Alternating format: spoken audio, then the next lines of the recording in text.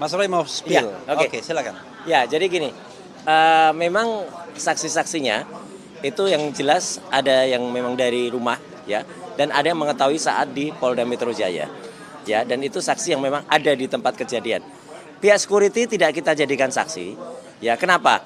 Karena pihak security itu tidak, sekuritas saja tidak berani masuk rumah, mereka hanya di bawah ya gitu. Jadi mereka percuma kalau nanti kita ajukan jadi saksi, kita juga nggak mau membohongi masyarakat. Kalau memang mereka tidak ada di atas, ya mereka nggak tahu. Nah, kebetulan saksi ini ada di kejadian ketika di atas ya, ketika menyaksikan betul saya tidak boleh ganti baju, saya tidak boleh cuci muka, mandi saja nggak boleh, cuci muka aja nggak boleh, apalagi mandi.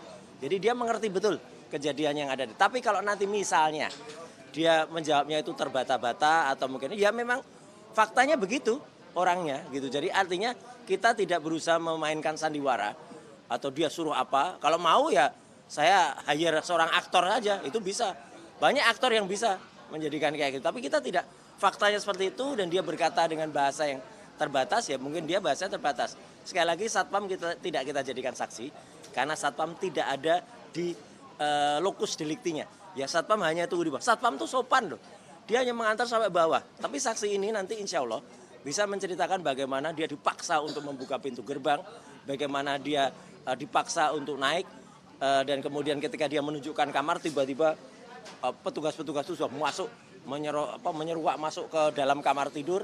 Itu dia nanti insya Allah akan bisa cerita. Dan itu tidak hanya disampaikan secara narasi saja, insya Allah ada videonya. Dan nanti videonya nanti bisa juga dilihat bersama-sama ya apa yang terjadi dalam rumah itu. Saya kira itu ya, yang 19 Juni itu. Dan ada saksi lain, saksi yang berada di kantor Polda Metro Jaya ketika saya dibawa ke sana dan ketika saya digiring masuk ke tempat yang lain. Jadi dia bisa menceritakan juga dengan persis ya kejadian apa yang saya alami dan saya rasakan. Oke? Berarti bisa dibilang saksi ini adalah pekerja yang ada di rumah atau istri? Nah, pekerja atau tidak nanti tunggu saja. Ya, gitu. Yang tinggal di rumah. Ya, yang jelas dia tahu kejadian itu gitu ya.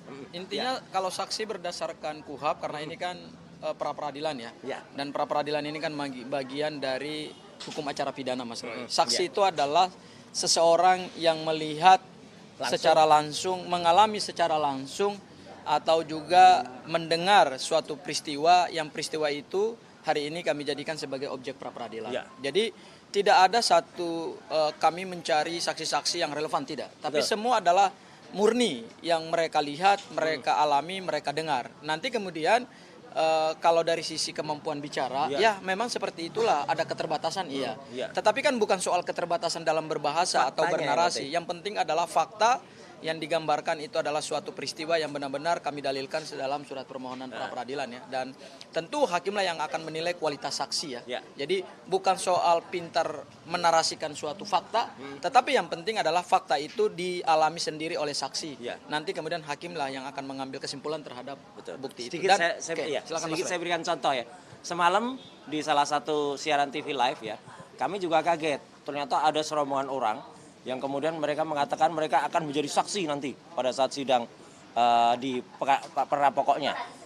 Mereka itu tidak ada hubungannya apa-apa, tidak tahu menahu, ya kemudian apalagi memiliki legal formal juga nggak ada, tapi tiba-tiba di ujung mereka pokoknya teriak, hidup Pak, aduh, hidup Pak, hidup.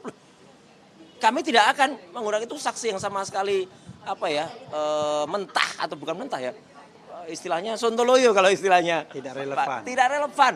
Ya, gitu. Ternyata kalau mereka yang ajukan saksi kayak gitu ya parah. Saksi yang kami ajukan adalah saksi yang memang benar-benar ada di tempat, ada di lokasi, dan memang mungkin tidak terlalu pandai untuk berbicara. Faktanya memang begitu. Gitu ya. Mungkin ada lagi tadi kayaknya terputus, Mas. Saya kira cukup. Udah ya. Oke. Ada lagi pertanyaan? Selain bukti dan juga nanti saksi yang akan dihadirkan, ada persiapan nggak untuk sidang hari ini, Mas? Iya, kan selain bukti dan kemudian saksi ya, kan ada ahli. Jadi ahli itu mungkin jauh lebih bisa menyampaikan ya, karena kan ahli kan menyampaikan berdasarkan pengetahuannya ya, bukan berdasarkan apa yang dia lihat dan apa yang dia dengarkan. Kalau saksi itu apa yang dia lihat dan apa yang dia dengarkan, dan saksi itu tidak akan berpendapat. Jadi dia lihat saja. Jadi kalau dia lihat saya ditarik ya dia akan mengatakan, oh saya lihat Pak Roy ditarik. Oh, saya lihat misalnya nanti mungkin bisa ditanyakan oleh kuasa hukum, apakah saksi sempat melarang para petugas untuk naik? Nah, itu silahkan ditanyakan nanti ya, gitu kepada para saksi saya. Tapi kemudian kalau dia kemudian ditanya, apakah itu pendapat saya, mereka nggak boleh, saksi nggak boleh berpendapat. Makanya dia akan mengatakan apa yang benar-benar dirasakan dan apa yang terjadi pada hari Jumat pagi ya dan hari Jumat siang.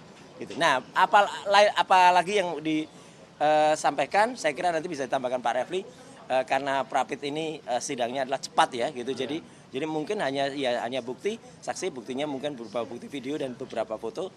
Mungkin sudah hari ini itu, besok bukti lain yang didapatkan dari para penyidik. Karena penyidik yang setahu saya itu juga bawa handphone dan itu sebenarnya tidak boleh itu melakukan itu. Jadi harusnya ada izin ya. Saya akan cek lagi ya. Apakah mereka ada izin untuk merekam? Karena dalam Undang-Undang ITE yang kebetulan saya ikut menyusun, tidak boleh seseorang melakukan perekaman pribadi tanpa kemudian meminta izin kepada di ruang privasi. Kalau saya kecuali boleh yang punya rumah. Kecuali yang punya rumah gitu loh. Jadi kalau mereka besok menyampaikan, ini saya sampaikan aja ya dari sekarang.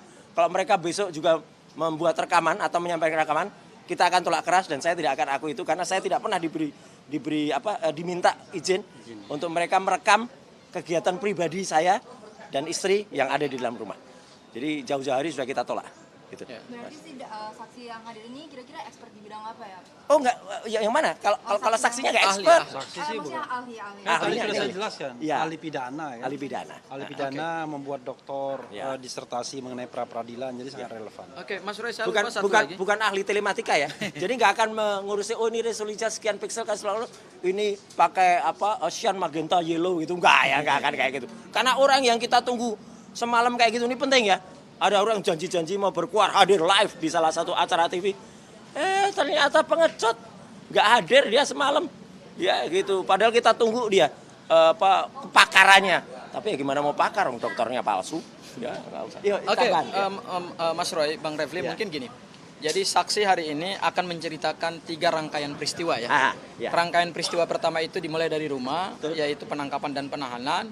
Kemudian rangkaian kedua adalah di Polda Metro Jaya. Yes. Ya, pada saat dilakukan penahanan, kemudian ada sedikit insiden. Ya. Kami menolak sebenarnya untuk dilakukan pemeriksaan dokter di Rumah Sakit Polri Bayangkara. Dari Polda Metro itu Ya, Jumat sore. betul. Dan peristiwa terakhir adalah peristiwa pada Minggu malam.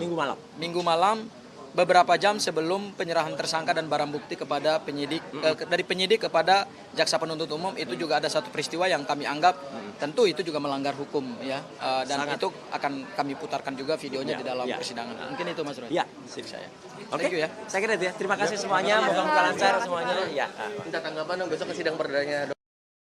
Jadi sebagian pengacara itu kan tergabung dalam TPDT, tim pembela Dr. Tifa. Jadi mereka yang in charge terhadap kasus yang akan dibela ya. Nah, sementara Toham itu membela Mas Roy. Cuman di antara kita kan masih ada komunikasi bridgingnya ya. Jadi sekali-sekali kan ada institusi lain namanya Troya, tapi kan Troya memang tidak ikut. Troya itu Tifa Roy's Advocate. Ya, tetapi fungsinya hanya bridging ya. Tetapi untuk pembelaan itu memang tim masing-masing biar bisa berkonsentrasi kita. Jadi kalau misalnya ada waktu ya kita akan ke sana. Tapi kalau nggak ada waktu ya apa boleh buat. Tetapi kalau hari-hari lain di mana kita punya waktu ya tentu kita akan ikut mensupport gitu. Oh iya, saya ingat dikit ya. Saya tambahin Mas Rafli. Kemarin sore sebelum maghrib, alhamdulillah saya bertemu dengan Dr. Tifa di satu tempat dan kami berdua sempat membuat satu tayangan dikit ya gitu, podcast meskipun tidak panjang, hanya sekitar 20-an menit. Intinya saya dan Dr. Tifa meskipun besok berbeda tempat, tapi kami bersama dalam perasaan, bersama dalam hati dan bersama dalam perjuangan. Demikian juga dengan tim hukum kami. Kami meskipun beda tim hukumnya, tapi kami tetap punya komunikasi. Semalam juga di salah satu studio TV itu Pak Refli juga ketemu dengan Pak Al-Katiri ya sebagai koordinator timnya TPDT, timnya Dr. Tifa, dan kita juga saling menguatkan dan memberi support untuk sidang hari besok ya Kamis di Pengadilan Negeri Jakarta Timur. Demikian juga Dr. Tifa memberikan support untuk saya juga, selain saya memberikan support untuk beliau juga memberikan support untuk saya untuk pra peradilan. Jadi sekali lagi memang tidak ada perbedaan soal prinsip nggak ada. Justru kami saling menguatkan dengan apa langkah yang kami ambil. Dr. Tifa tidak mengambil langkah untuk Prapit, ya. Saya mengambil langkah Prapit dan itu kita saling menghormati langkah masing-masing dan kita mengapresiasi. Saya kira tambahan itu. Oke. Ya. Iya, Oke, makasih terima ya. kasih. Oke. Terima kasih.